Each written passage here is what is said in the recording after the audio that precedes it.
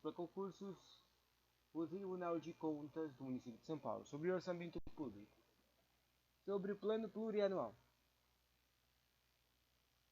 Daí vendo as bases aqui, plano plurianual, lei de diretrizes orçamentárias e lei orçamentária anual.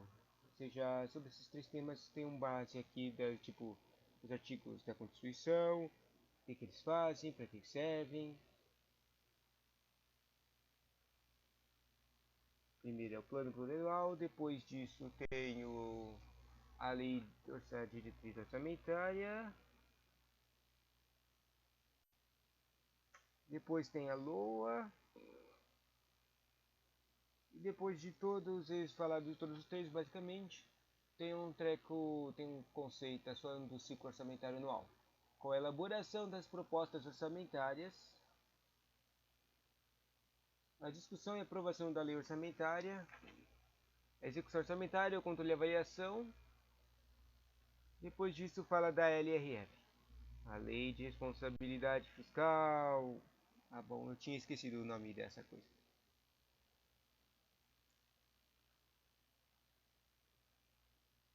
Depois da LRF aparece o conceituação de planejamento.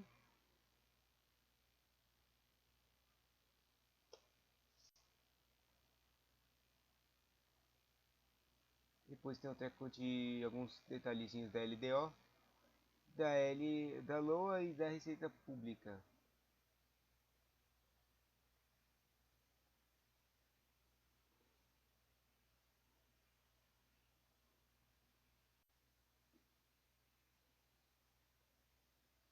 Basicamente vai ter, no final vai ter os trequinhos de dinheiro. Receita Pública, despesa pública, geração de despesa, transferência de voluntários, destinação de recursos públicos para o setor privado, dívida e endividamento e gestão patrimonial contábil. Basicamente tem aqui os artigos ou da CF ou da LRF explicando essas coisinhas. Se pergunte. Orçamentário. No Brasil, o orçamento é definido na Constituição Federal de 1988 do Brasil. Isso é através de três instrumentos: o Plano Plurianual, o PPA, a Lei de Diretriz Orçamentária, LDO, e a Lei Orçamentária Anual, LOA. Isso está escrito no artigo 165 da CF. Diz: leis de iniciativa do Poder Executivo estabelecerão um plano plurianual, as diretrizes orçamentárias e os orçamentos anuais. Depois fala, nesse mesmo artigo 165, no parágrafo 7, temos que os orçamentos previstos no 5, 1 e 2, inciso 1 e 2, que é, daí esse inciso 1 e 2 é o orçamento fiscal de entes referentes aos poderes da União, seus fundos, órgãos e entidades de administração direta e indireta, inclusive fundações institutivas e mantidas do poder público, e o segundo é o orçamento de investimentos, empresas em que a União, direta ou indiretamente, detém a maioria de capital social, com direito a voto. Daí, nesses orçamentos previstos deste artigo, compatibilizados com o plano plurianual, terão entre suas funções a reduzir desigualdades interregionais segundo o critério populacional. Aí começa uma explicaçãozinha desses trecos.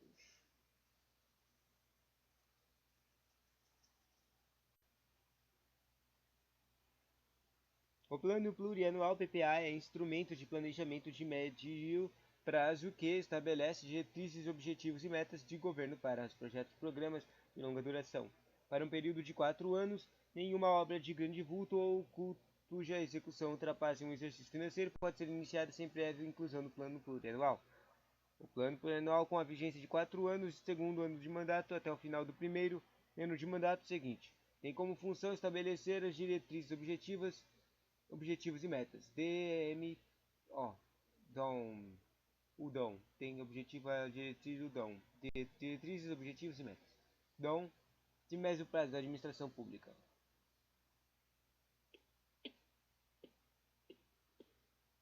A regulamentação do PPA no 165 representa peça fundamental de gestão e, a partir de vigência da LRF, toda despesa deve estar contemplada no PPA, caso contrário, será despesa não autorizada. O PPA deverá ser elaborado no primeiro ano de governo e encaminhado até 31 de agosto, contemplando as ações governamentais desdobradas em programas e metas. Metas.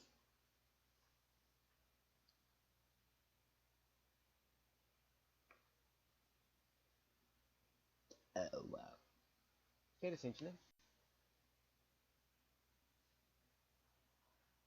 Depois disso, metas, né? Com a adoção deste plano, tornou-se obrigatório o governo planejar todas as suas ações, também seu orçamento, de modo a não se ferir às diretrizes contidas, somente devendo efetuar investimentos em programas estratégicos previstos na redação PPA para o período vigente. Conforme a Constituição, também se é sugerido que a iniciativa privada volte as suas ações de desenvolvimento para áreas abordadas pelo plano vigente.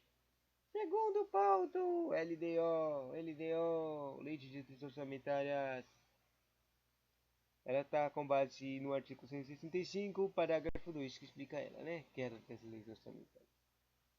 A Lei de Diretrizes Orçamentárias compreenderá as metas e prioridades da administração pública federal, incluindo as despesas de capital para exercício financeiro subsequente.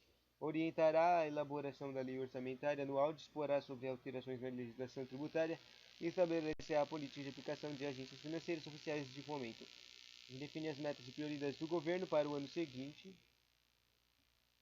Orienta a elaboração da lei orçamentária anual, dispõe sobre alterações na legislação tributária, estabelece política nas agências de desenvolvimento do Banco Nordeste do Brasil, Banco do Brasil, BNDES, Banco de Amazônia, etc. Fixa os limites para os orçamentos do Poder Legislativo e Judiciário do Ministério Público e dispõe sobre os gastos com pessoal. Um dos objetivos constitucionais da LDO é de apresentar metas e prioridades da administração pública federal para o exercício financeiro e subsequente, de acordo com as orientações do PPA. Com o advento da Lei Complementar 101, de 4 de maio de 2000, a Lei de Responsabilidade Fiscal, LRF, que sempre cai em concurso de contabilidade, a LDO recebeu novas atribuições, tendo sido integrados a ela o anexo de metas fiscais, que contém os valores dos resultados fiscais e a montante da dívida pública, entre outras informações. O anexo dos riscos fiscais, que apresenta a avaliação de possíveis dívidas, passivos contingentes que poderão afetar as contas públicas.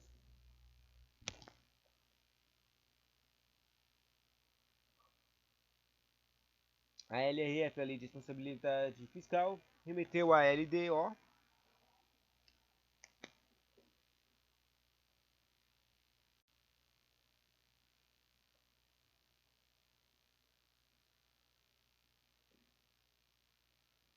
diversos outros temas, como política fiscal, contingenciamento de gastos e transferência de recursos para entidades públicas e privadas, políticas e monetárias.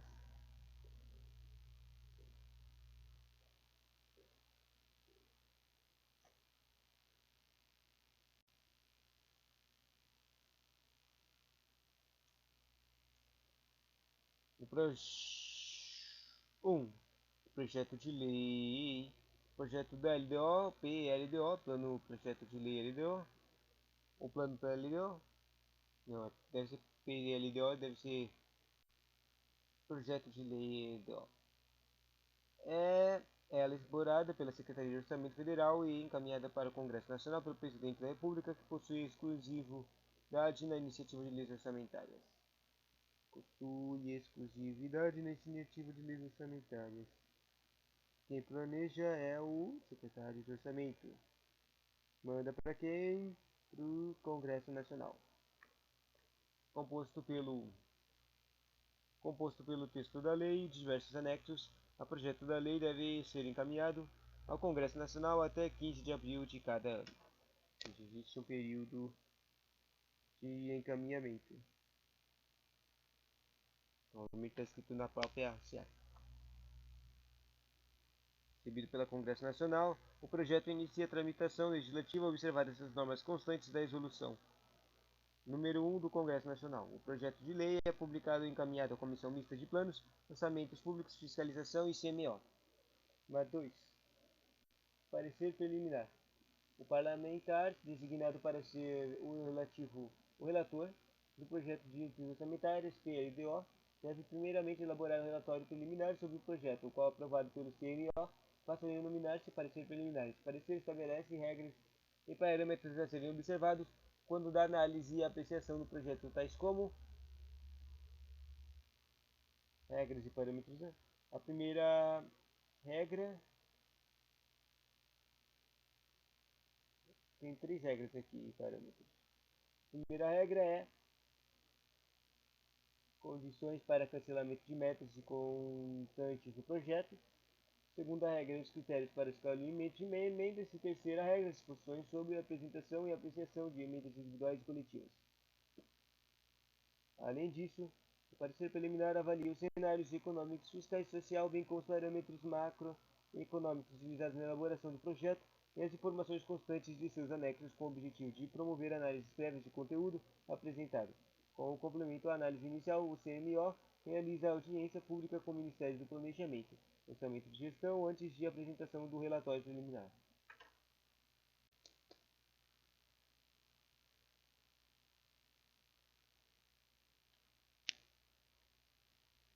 Ao relatório preliminar podem ser apresentadas emendas por parlamentares e pelas comissões parlamentares de Câmara e Senado. Terceiro! Emendas. Sobre emendas, né? Após aprovado o parecer preliminar, abre-se o prazo para apresentar as emendas ao projeto de lei de diretrizes orçamentárias com vistas a inserir, suprimir, substituir ou modificar dispositivos constantes no projeto. Cada parlamentar, comissão permanente do Senado Federal e da Câmara dos Deputados e bancada estadual do Congresso Nacional pode apresentar até 5 emendas ao anexo de metas e prioridades. Não se incluem neste limite emendas de texto do projeto de lei. Para essa finalidade, as emendas são ilimitadas. Interessante que tem um limite que vem de vez que pode fazer de uma emenda e tem não ilimitado projetos de lei. Na verdade, eu não sei, eu não entendi direito o que são ilimitados. As emendas são apresentadas perante o CMO, né, que é a comissão. Quer dizer, CMO é a comissão, né? Comissão Permanente do Senado. Comissão. Congresso Nacional, não. Comissão e orçamentária, monetária. O que é o M? Droga, eu nunca estou pensando o que é o M. Eu não devia essa palavra em algum canto, esse CMO. CMO, CMO.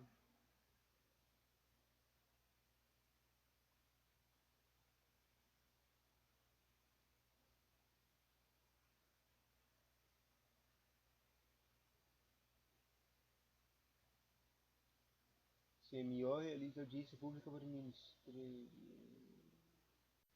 Aprovado pelo CMO. Como é que pode ainda saber o que é CMO? Mesmo ele já tendo aparecido um monte, umas 4 vezes já.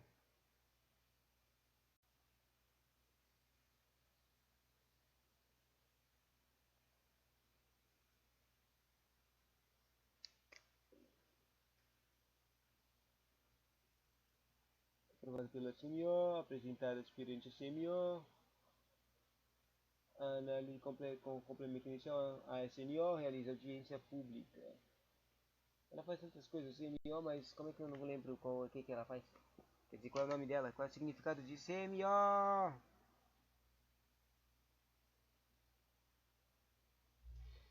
LDO, LCO, Secretaria de Orçamento Orçamentário. Tipo, quando eu tava lendo CMO, eu tava associando com Secretaria de Orçamento ou com a Comissão de Orçamento. Mas agora, quando eu percebo isso aqui, eu percebo que não, que a sigla não faz relação com comissões ou secretarias. E agora por isso que eu estou me confundido, eu dei assim meio, no meio da hora. Bom, vou voltar, ler, continuar lendo, mesmo sem entender. As emendas são apresentadas perante o CMO, que sobre elas emite parecer conclusivo final que somente poderá ser modificado mediante aprovação desta, desde que no plenário do Congresso Nacional. 4. Relatório. O relator deve analisar o projeto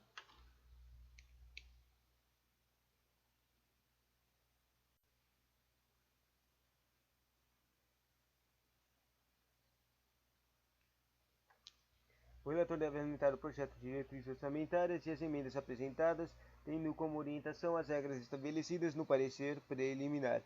Formalizar em relatório as razões pelas quais acolhe ou rejeita as emendas, deve também justificar quaisquer outras alterações que tenham sido introduzidas no texto do projeto de lei. O produto final desse trabalho, contendo as alterações propostas ao texto PLDO, decorrentes das emendas acolhidas pelo relator e das por eles apresentadas, constitui a proposta de substitutivo. Agora eu entendi. Quer dizer, por que está falando de proposta de substitutivo? O que é uma proposta de substitutivo? Interessante. Se pergunte, talvez você consiga criar uma resposta no meio do seu estudo. O relatório e a proposta de substitutivo são discutidos e votados no plenário da CNO.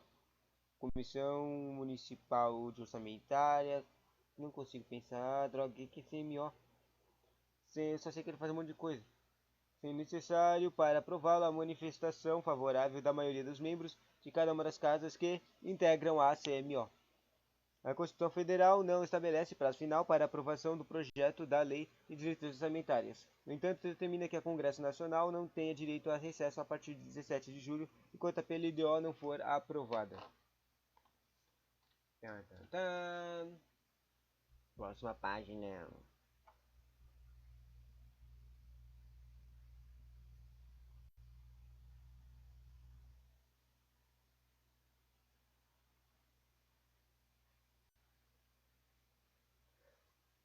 O relatório aprovado e definido pela comissão constitui o parecer da CMO. Eu tô com vontade de só ver, descobrir o que é LRO, o LCLO. Troca, CMO. Parecer, o trecho histórico. Daí nos autógrafos da lei, ele faz pareceres aprovados na CMO. É matéria devolvida à CMO, Código Civil da Presidência. Difícil de encontrar o que o CMO é, né?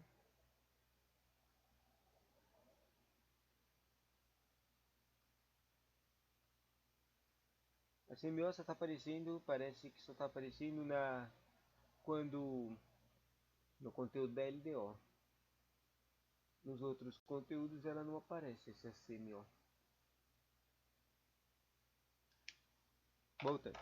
Relatório aprovado que, em definição da comissão, constitui o parecer da CMO, qual será encaminhado à Secretaria-Geral da Mesa do Congresso Nacional para ser submetido à deliberação de duas casas, em sessão conjunta.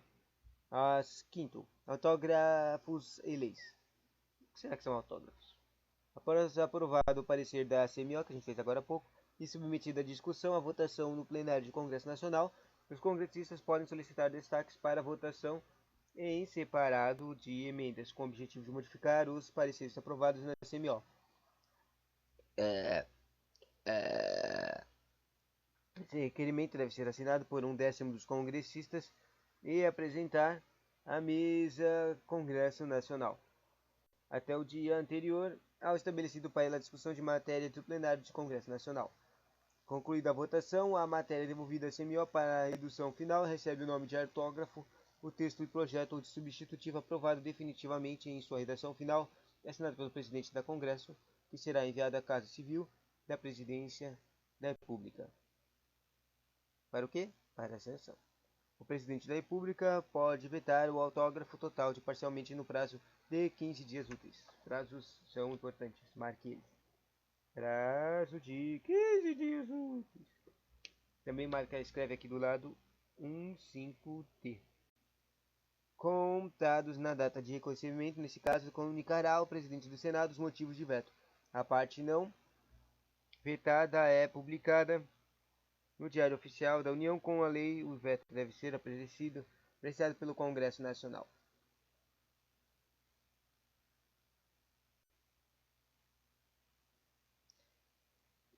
LOA, Lei Orçamentária Anual. A LOA é elaborada anualmente pelo Poder Executivo em atendimento à Constituição Federal e à Lei 4320. Importante, né? Talvez seja importante ler ela para o conteúdo do Tribunal de Contas. 4.320. A Lei 4.320 estabelece as normas gerais para elaboração, execução e controle orçamentário. Com certeza, isso. Essa com certeza cai. Agora que eu lembro o que é a 420, eu sei que ela com certeza cai.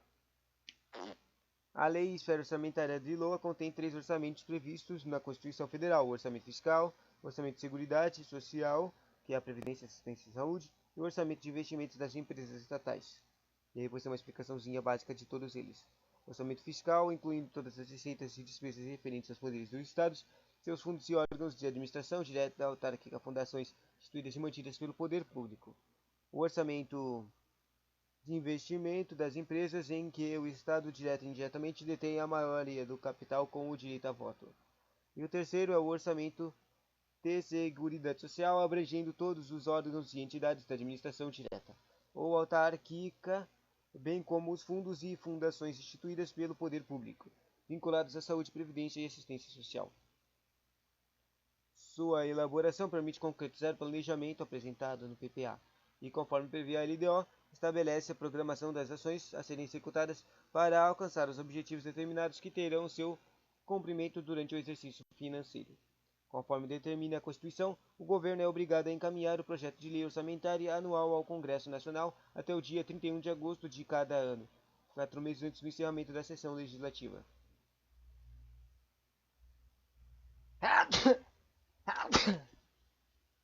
4 meses antes do encerramento da sessão legislativa, a cada ano. A Constituição determina que o orçamento deve ser votado e aprovado até o final de cada legislatura. Depois de aprovado o projeto, é sancionado e publicado pelo Presidente da República, transformando-se a Lei Orçamentária Anual. Constitui matéria exclusiva da Lei Orçamentária a previsão de receita de despesa, podendo conter ainda a segunda norma constitucional.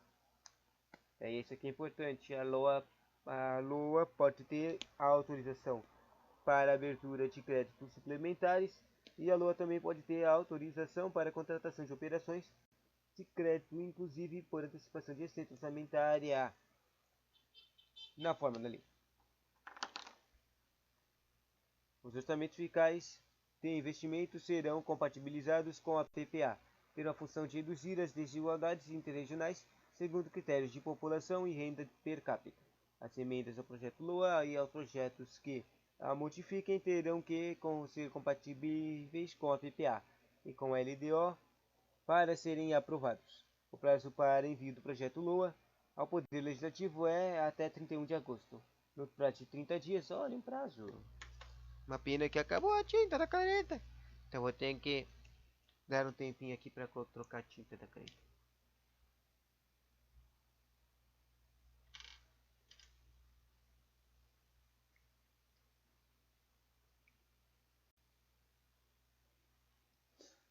Trinta dias, né? 30 dias para 30 dias.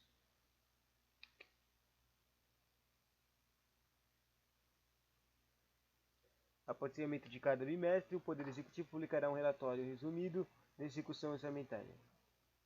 O bimestre também é importante. 2M de cada bimestre.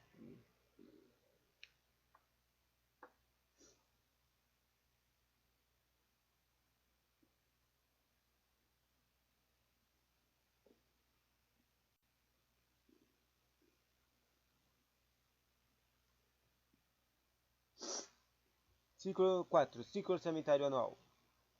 Uma vez que a cada exercício será preciso uma nova lei orçamentária anual, verifica-se que o processo orçamentário se dá na norma de um verdadeiro ciclo com 4 fases bem distintas. Daí, primeiros nomes das fases, né? Primeiro, a elaboração de propostas orçamentárias, depois a discussão e aprovação da lei orçamentária, depois a execução orçamentária e depois o controle e avaliação. Basicamente a coisa que a gente viu no Teco no conteúdo de ciclo orçamentário no começo dos estudos. Elaboração de proposta orçamentária trata-se do momento em que cada um dos diversos órgãos e entidades que compõem a administração pública faz o levantamento das suas necessidades de recursos para o exercício seguinte, levando em consideração os programas do governo e os objetivos de desenvolvimento econômico e social do país. O órgão central do planejamento recebe todas essas demandas e os consolida num único documento compatibilizando e com o estimativo de receitas esperadas para o próximo ano. Em seguida, depois de tudo isso, ela distribui a previsão de gastos de acordo com os parâmetros macroeconômicos, estabelecendo as contas finais de recursos para cada órgão. Depois disso, em último, finalmente é produzido o texto de projeto de lei orçamentária, juntamente com os diversos anexos que irão detalhar todas as receitas e despesas de acordo com a classificação orçamentária própria. O projeto de LOA é então remetido ao Poder Legislativo, junto com a mensagem do chefe do Poder Executivo para aprovação. Tá, tá, tá. Segunda etapa, segunda fase, né? Discussão e aprovação da lei orçamentária. Ao chegar no Poder Legislativo, o projeto de LOA será apreciado pelos congressistas, que poderão propor emendas ao texto inicial, dando origem a um texto substitutivo. Próxima página. O projeto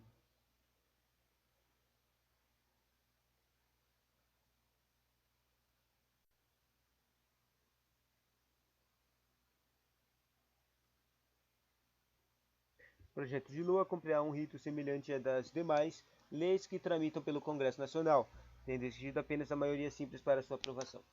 Isso aqui é uma coisa que os professores comentam bastante, né? Aprovação de leis. Aprovação de leis é maioria simples, no caso de essa lei da LOA, a lei orçamentária. Após a devida aprovação da LOA com ou sem emendas, o Poder Legislativo devolve para o Poder Executivo para sanção ou veto, sendo sancionado pelo Presidente da República. A LOA agora será promulgada com sua publicação no Diário Oficial da União e estará produzindo seus devidos efeitos legais. Ou seja, o importante aqui é que é produzir os efeitos legais da LOA depois que ela é sancionada e promulgada na Diário Oficial. Terceira fase, execução orçamentária, executar o treco. Esta fase transcorre durante todo o exercício financeiro, pois consiste na efetiva arrecadação por parte do governo das diversas receitas previstas, bem como a realização de despesas programadas para o período. E o quarto e último ponto e fase é o controle e avaliação, ou seja, vamos ver se deu certo o nosso trabalhinho.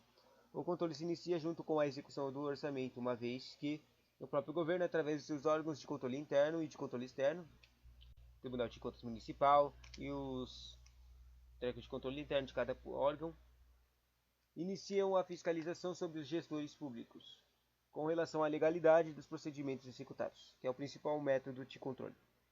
No tocante à avaliação, trata-se de preocupação específica com os resultados efetivos dos programas realizados durante o ano em termos de benefícios gerados para a população. Quinto ponto. Agora voltamos lá para as coisinhas que da LDO, e leis. Vamos ler agora sobre a Lei de Responsabilidade Fiscal. Quinto ponto.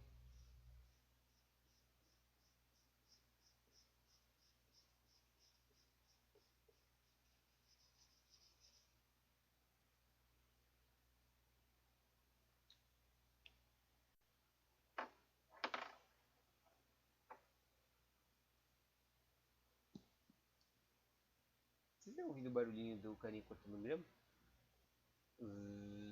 Desse jeito. Ah, tanto faz. Vamos continuar lendo.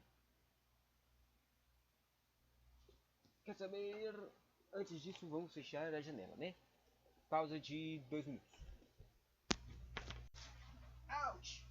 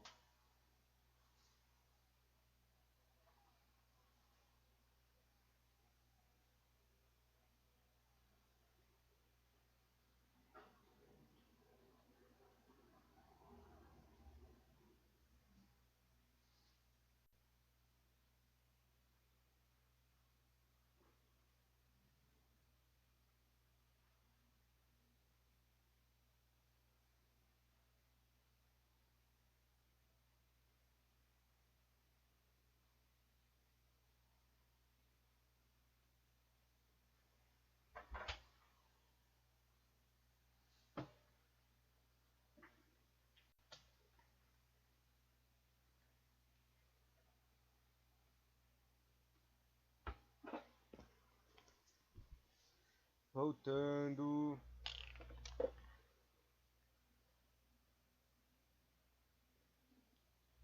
A lei de responsabilidade fiscal.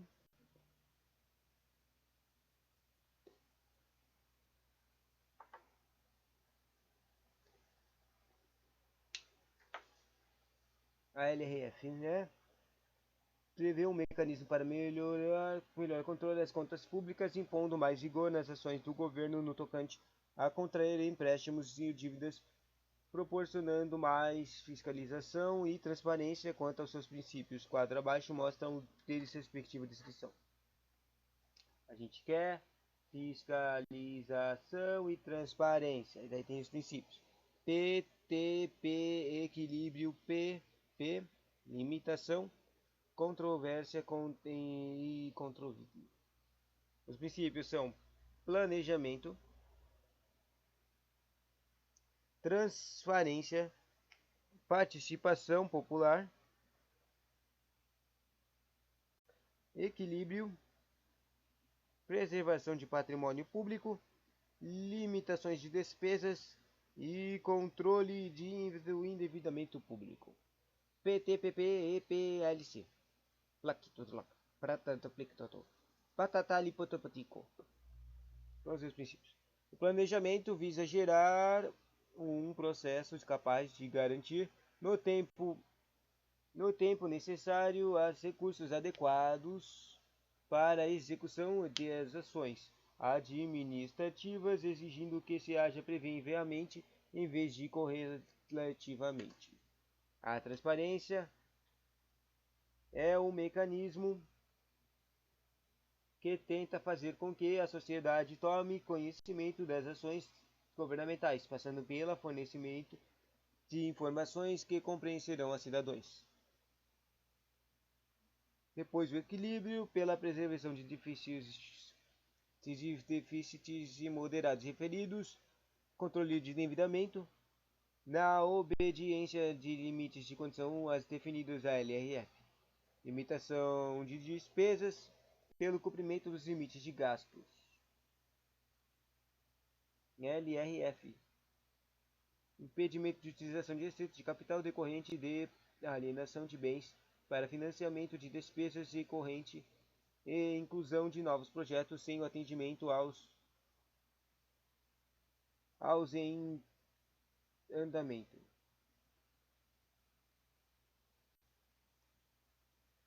Se é a preservação de patrimônio público, né? E o último, participação popular, que tem audiências públicas, estão no artigo 48 da LRF, em meio ao TC tomarem. Espera um pouco. Eu li todas essas coisas de uma tabela, mas deixa eu ver. É que tinha a impressão que treco tava. Os princípios estariam escritos aqui. Não, mas não são. Bom, a parte dos aspectos mais cobrados. Planejamento. 6. Planejamento. Outro ponto importante da lei sobre o planejamento, ela busca enfatizar o papel das funções, vinculando exclusivamente o planejamento à execução de gastos públicos, e para isso aponta alguns instrumentos que permitem o planejamento de gastos. É o PPA, a LDO e a LOA, né, certo? Daí sobre a LDO.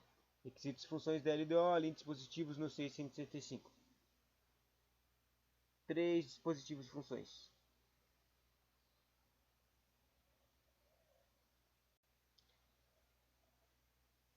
Equilíbrio entre receitas, critérios e formas de limitação de empenho, artigo 9, inciso 2, condições e exigências para transferência de recursos de entidades públicas e privadas, além das contidas na CF e na LRF. Vide o artigo 25 de transparências voluntárias e artigo 26 caput, que fala de destinação de recursos para o setor privado. Interessante, destinação de recursos para o setor privado, né?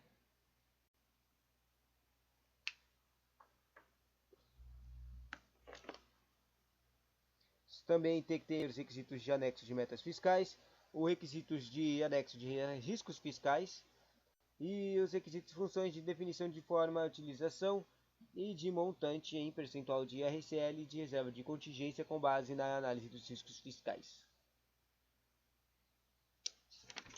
Próxima página, página final, para terminar.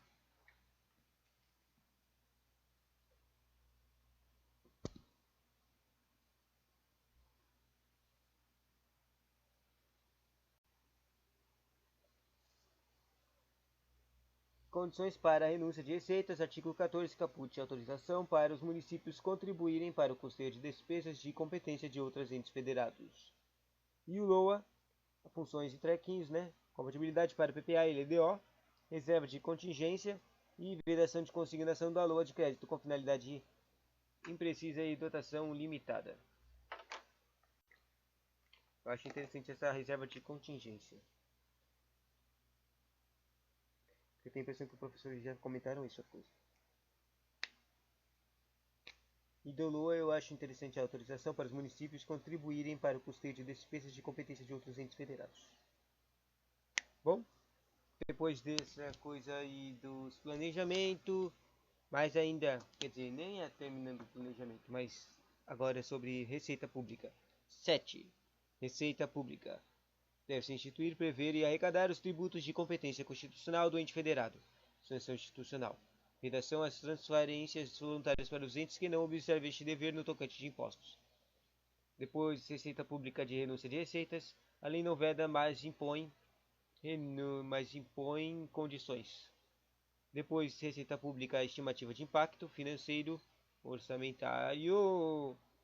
A receita pública também tem o atendimento às condições e requisitos da LDA e também tem que fazer o atendimento de uma das condições.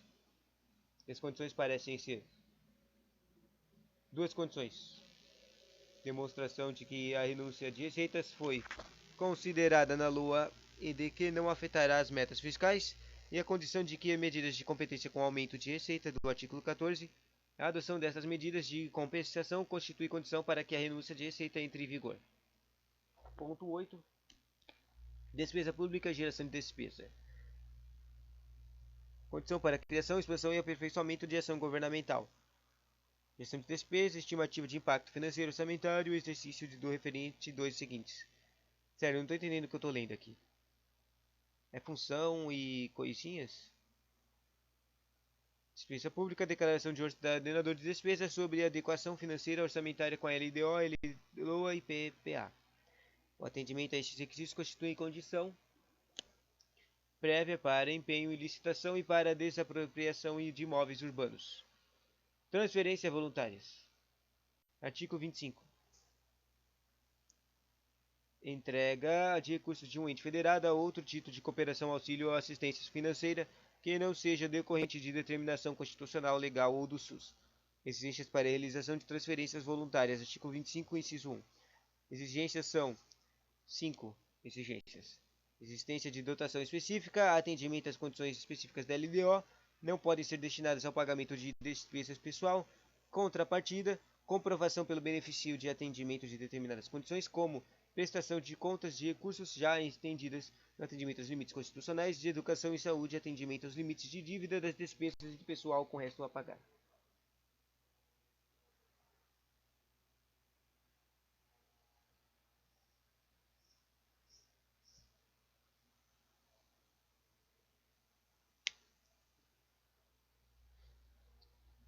Destinação de recursos públicos para o setor privado. Artigo 26. Autorização de leis. Destinação para autorização de leis. Destinação para condições previstas na LDO. E destinação para a previsão da LOA nos créditos nacionais. Agora, 11 sobre a dívida e endividamento.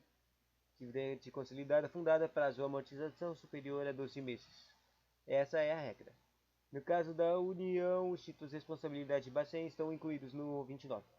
Operações de créditos com prazo inferior a 12 meses, cujas receitas tenham constado no orçamento, no artigo 29, e também explicatórios não pagos durante a execução orçamentária e que houveram sido incluídos integram a dívida de consolidação para fins de apreciação dos limites. E sobre a dívida flutuante, que está no artigo 92 da Lei 492. Obrigações como prazo inferior a 12 meses.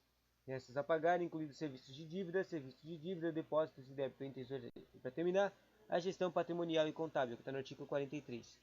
Em atendimento ao 164.3 da SCF, disponibilidades financeiras dos estados e municípios deverão ser depositadas em instituições financeiras oficiais, que são dos casos previstos na lei nacional. Disponibilidade de caixa dos regimes de previdência, conta separada aos demais disponibilidades de cada ente.